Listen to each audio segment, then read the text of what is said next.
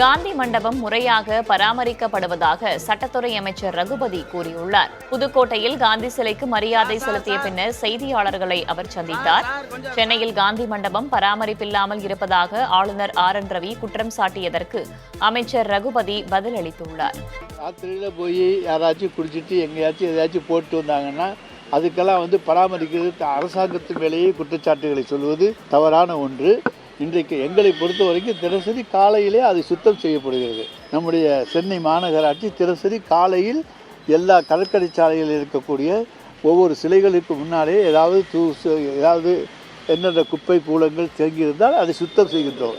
ராத்திரியில் போகிறோம், நாங்கள் காலையில் சுத்தம் செஞ்சிடும். ஆனால் உள்ளே நுழைய விடாமல் தடுப்பதற்கு வைத்திருந்தாலும் திருடியே வீட்டுக்குள்ளே சோரேடி குதித்து வர்றவனை நம்ம தடுக்க முடியும்.